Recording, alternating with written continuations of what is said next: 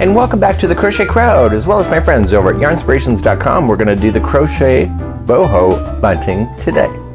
For today's tutorial, we're going to be working on these little triangle flags. They are triangle grannies, and then they're put together into one continuous strand. They say that there's 55 triangles that make up this whole strand, but of course you can add as little or as many as you wish. Really quite a fabulous idea. I like the idea that it's a reusable particular party idea, so that you can continually use it instead of having to buy things, put it up, and then throw it away. So if you're looking for a reusable idea, these are also make for really cute ideas for the nursery as well in baby colors. So let's take a look a little bit at the pattern, but first let's listen to this.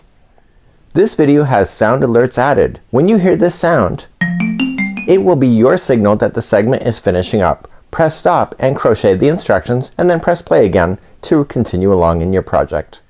Okay, so let's dive a little harder into this, and you'll see that there's all kinds of colors that have been added, and you can see it's a really kind of a cool mix. You will see over here is that it has all the color combinations. It says make 7 with color 1 as A and color 2 as B. So it has all the breakdowns so that you can do what appears to be random, but it actually kind of isn't. Of course you can use your own creativity. I do like how it has the speck of color in the middle of the triangle, so if you want to do solid triangles, that's completely up to you. The pom-poms add a nice weight to the flag, so when it hangs down it actually will hang down, and I think it probably would anyway even without it, but it's really quite a nice and cute touch. So let's take a look at page number 2. There is a stitch diagram there. So one of my favorite elements of yarnspirations.com and the designers there, look at this. Yes, nice stitch diagram. So you can see that there's 1, 2, 3, 4, and 5 revolutions. So we're gonna be able to follow this quite exactly, and then you just change the colors.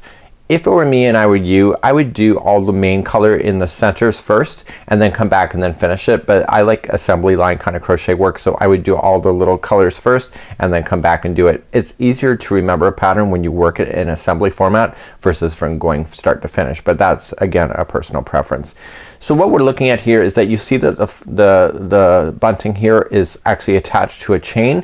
So you're gonna chain 20 to begin, and then single crochet across the top, and then continue to single crochet across the tops and go all the way, and then just chain 20 on the other side, and then you're just gonna turn it around and then just single crochet all the way across the chain at the top. So that's something that you can do on your own. There's also tutorials available how to do the crochet pom-pom. So today I'm just gonna take you through a demonstration of doing the triangle shape for your bunting. So grabbing our Caron Simply Soft yarn, you can use a size F or /5 or 3.75 millimeter if you wish. I'm going to live dangerously. I'm going to a 7 to a 4.5 millimeter. Again, this is up to you. It will work out for you. So create that slip knot to begin, and what I need you to do is that I need you to chain 4. So just passing through, so 1, 2, 3, and 4, and insert the hook into the beginning chain and yarning over, pulling through, and the center chain or the center circle of your bunting is now available. So now we're gonna continue along with round number 1. We're gonna keep this color for at least 2 rounds. So let's begin, and instead of doing a square we're doing a triangle. So we're gonna chain up 3, so 1, 2, and 3, and coming into the center of that circle I need you to double crochet 2 more times. So just go right into the center for a double crochet, and again one more time, and once you start getting to hold more it gets easier to hold as well. So once you make more. So then once you get that done, now you're going to chain 3 and turn the corner. So 1, 2, 3, and then come back into the center. See how I'm using the straggler to go over top? So I'm trapping it in place, and I want you to double crochet 3 more times. So 1 and 2 and 3. Just like you see there, and now we're ready to turn another corner. There's only 3 sides, so chain 3, so 1, 2, 3, and 3 more double crochets then into the center.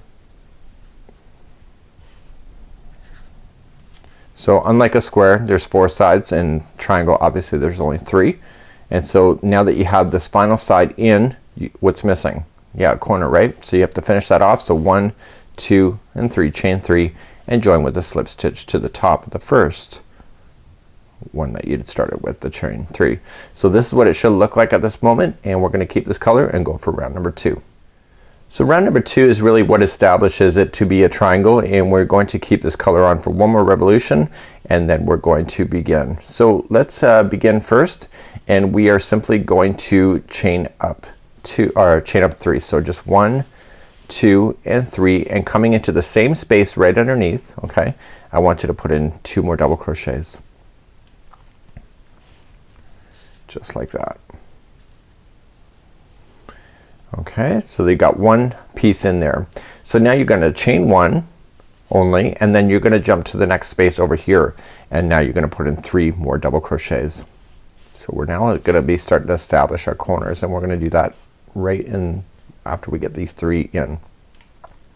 So this is part of one corner. There's only 3 corners really, and you're going to get your 3 in there, and then you're going to chain 3. So it'll always be 3 and then chain 3 and then 3. So 1, 2, 3, and coming into that same space I want you to fill it in again with 3 more double crochets. That allows you to be able to turn the corners by doing it that way. So you're now in the middle section of a side, so it's just gonna be chain 1 and then you just jump to the next corner. So the next one is gonna be 3 double crochet,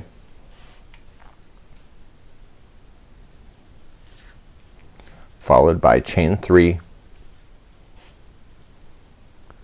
and then 3 double crochet in again into the same spot. So that happens in every corner that you do.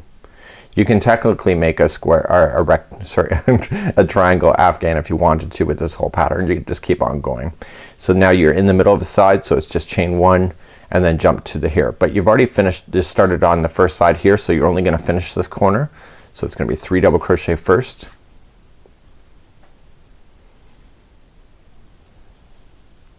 okay, followed by chain 3, 1, 2, 3, and then just slip stitch it to the top of the first chain 3 that you had. Okay, so there is your triangle shape now. So you can see that there's 3 corners, so 1, 2 and 3.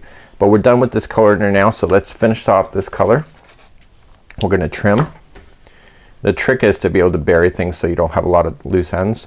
So just pull through and then just weave it through the chain a few times, and the next time you're doing these chains in the future or the next revolutions, you're gonna trap more and more of this into position so you can safely cut it down into the project without having to worry about it at all.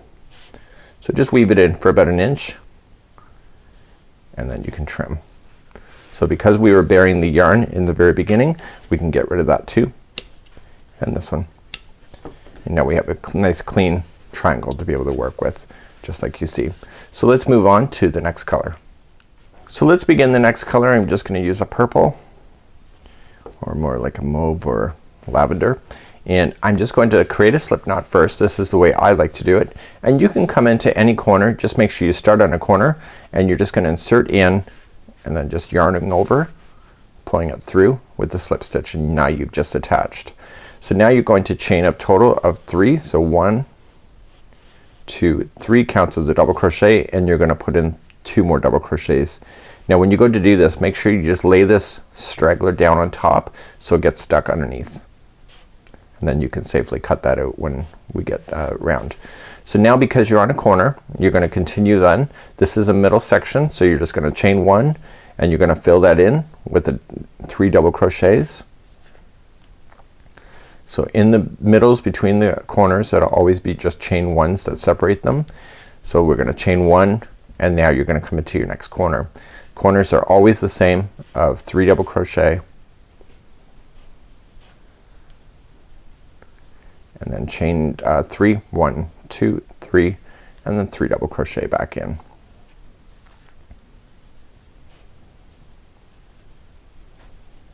Just like so. And now you're on a side, so it's chain 1 and then move to the next space where it's gonna be 3 double crochet. So anybody familiar with granny squares can do this. It's just a triangle instead. So chain 1 and then move to your next corner. So there's always gonna be 3 double crochet, chain 3, 3 double crochet.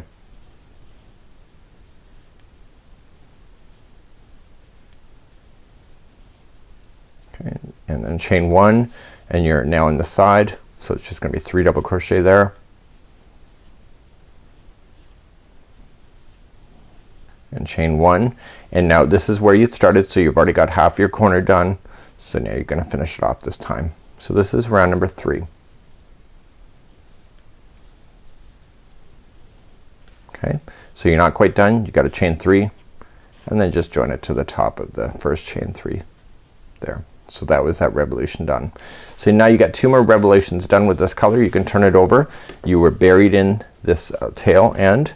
You can get rid of it now and then carry on to round number 4. Round number 4 and 5 are identical to each other. The only difference is that there will be more spaces between the corners. So let me just show you how to do one more round. So you're gonna chain 3 to begin, and coming into the same space right underneath, you're gonna put in 2 more double crochets, followed by chain 1, because now you're gonna move along the sides, and you're just gonna keep on moving across. So it's just 3 double crochets there, chain 1, you're still on a side,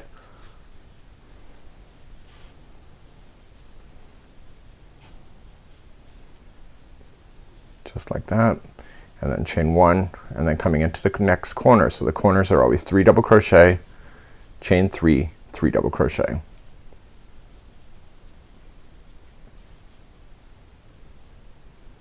Drop my stitch there, no big deal, just pick it up. It's one thing I love about crochet. Knitting, well, you never know. So here's the corner, so 3 double crochet, chain 3, 3 double crochet, and you're just gonna move yourself all the way around in the same fashion. So please do that and meet me back at the end of this revolution. So I'm coming all the way back around and I'm finishing off the final corner. Remember that we started in the first side of the corner, so chain 3 and just join to the top.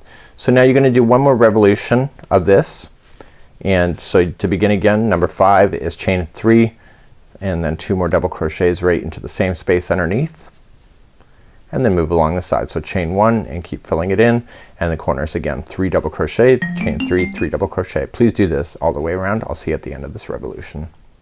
So I'm coming up all the way around, just finishing it off. Don't forget chain 3. So if you want yours to be bigger, you just carry on and doing more and more. Remember, the bigger that you do it, probably the less that you would have to make as well. And now you're officially done. So you can sign off. So you can do anything that you want to. If you want to add more layers or maybe even a border, that's completely up to you. So now you want to weave in your ends so that they'll never fall out, and I would probably grab a darning needle at this point, just for peace of mind. Let me show you how to do that, because I know some of you may email me on that. So just grabbing a darning needle, and honestly it just takes a few seconds. So just put a darning needle into there and just keep underneath the stitches.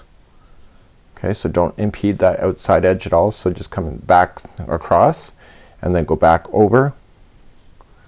That's second time, and then come back a third time. So go back and forth 3 times, and now you can safely cut it down into your project. So let me just quickly review. So now you just got to stretch it and make it look good, and it's quite awesome. So let me just review on how to do the bunting element. So to quickly review, what you're gonna do now is just grab a separate strand once you get all these done, and then you're just gonna chain 20, and then you're just gonna start and just pick up 1 and just single crochet in each stitch going all the way across. When you're done this one, you'll grab the next one just like you see, and they all match each other as you go. So then once you get them all in line, then at the end you're just gonna add another 20 chains, and then you're done. So you got your tie strings basically. So then you're gonna turn your work and then single crochet all the way across the chain, all the way back, fasten off, and then your bunting is done. So this is how you do the boho bunting by yarnspirations.com. It's really quite a simple idea. I'm gonna add how to make a pom-pom to the end of this tutorial. I'm using a pom-pom maker, and of course there's instructions here if you want to do it by hand as well. So that's completely up to you. It's your creativity, so have fun. Until next time, have a great day, and we'll see you again real soon. Bye-bye. Welcome back to the Crochet Crowd as well as yarnspirations.com. I'm your host Mikey. Today I'm gonna show you how to make a pom-pom with a pom-pom maker that you may find in a store. I picked this one up here in Walmart, and I know that they're in major craft stores across North America as well. So what this is that there's different sizes of pom-pom makers. This particular kit came with all 4 sizes, and when you open them up, you realize that you think that they're broken because they're separate units like this, but in actual fact you have to have them separated in order to do it. So some people use for pom-poms, they use cardboard, or they could use their hand in order to make pom-poms. These I have to say, they make one of the most perfect pom-poms you'll ever see. So today I'm going to show you how to operate these, and it's the same operation for all sizes, and I will show you how to do that. So let's begin to show you. So just put the two sides, okay, the outside hinge is going to be toward the outside and the other one is on the other side. Okay, match it up. Use the divots to hold just like you see here and just kind of pin it together. So you're going to do it in a way that is going to just hold it together as you do it. Okay, so it's just gonna be good, and they don't need to match each other up there. It's just as long as you're pinching here and it holds it, and it's just lightly holding it. Once you start wrapping it, it'll stick together without you having to hold it really quite tightly. So it's just a matter of starting this and getting it wrapped around a few times. So I'm gonna use my left hand to wrap, and all I want to do is fill in the space on this whole half side. So I'm not gonna jump over to the other side as of yet, and I just want to continue to wrap. So I'm gonna go right up to this edge, and I'm gonna go right up to this edge. Now you can either count it out if you want to, if you would like to be really super accurate with your counting so that it's equal on both sides of this tool, or what you can just do is just wrap it and make it look like it works. Okay, so because this is variegated, I'm kind of just jumping around a little bit, and what I want to do is I want to continue to wrap now, and as you get more and more it just sticks together on its own. So once you're satisfied with it, now you can just cut your yarn. So now I'm gonna jump to the other side and pinning those other two together. I'm gonna do the same thing and just start it and wrap again like I did the other side. So continue to wrap this side, and I'll see you back here in just a moment. Okay, once you're satisfied with it, all you just gotta do is trim this other yarn. So what you want to do now at this point is that you want to close this contraption. So just close it, and also open up these clips, and they are locking on to its neighbor but not opposite to each other. So just close it. So just lock it and lock the other side.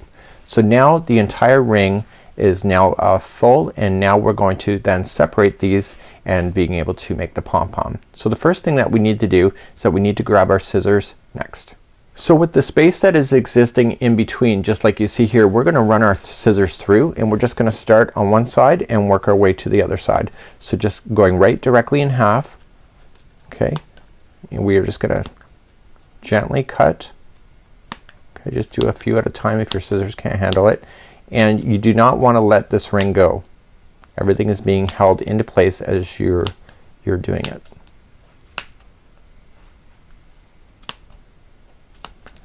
Now the size of your pom-pom is varied on the size of this ring, but also how many times you wrap it as well.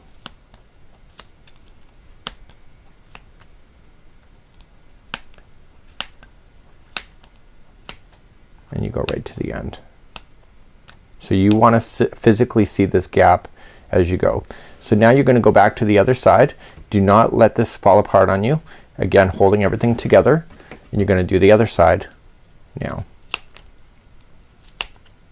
There's nothing holding these rings together, so you kind of want to hold on to it at that point. So right now I'm about to hold, which I already am, and I go right to the end. So now the rings are actually completely separated from each other, but then it's still in the inside. So just gently put it down, and I need you to grab enough strand. Now if this material is not strong enough to be tied, then you got to use a different material in order to do the tie in the middle. So what I'd recommend for you is that grabbing the same amount of yarn, you're gonna want to tie about 2, 3, or 4, or 5 times in the middle in order to really get it to separate, or to get it to really be tight. So just grabbing your yarn, and what I like to do is that I like to use an extra strand of string as I'm being able to tie it to my project. So just slipping in between the two gaps, the gap spaces as you see here, and you can turn it around and just bring it to the other side, again being gentle about it, and just bring it through. And do you see the hinging here? There is a space, so the yarn will go in between that too, and you just want to pull it through. And so just you start to tie your little knot here. So just let's do that. So let's just put that through and really give it a good tug, and this is going on the inside of this. Pull it enough so that it's gonna form it, but don't pull it enough that it's gonna ruin it. So then I'm gonna go to the other side now, turn it over, and I'm gonna tie this side. So see how I just tied the other side? Now I'm gonna come to this side and tie this side, and I want to do that a few times. So I'm gonna use these 2 strands that are falling out as my tie strands to go to the project. So I want to keep those and I don't want to damage these strings. So when I go to work with this, I'll leave them out. So I'm gonna tie one more time. And then we're gonna release this pom-pom from the tool.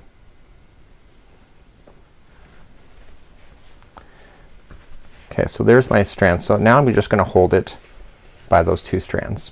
So now I can open up the tool by just releasing these clamps on both sides. So they're on both sides of the work here. And all I can do is to open it up now and it will release the pom-pom. So there's one out. And here's the other one coming out in a second. And there is my pom-pom. So now holding it by the 2 strings so you don't accidentally cut it, now you just fluff it up. Okay, look how perfect that is. It looks nice and full. And you're just gonna take your scissors then and just any ones that are just abnormally long or just didn't sit right or just kinda looks like it's not working well, then you're just gonna safely just trim it like this in order to form the pom-pom, like so.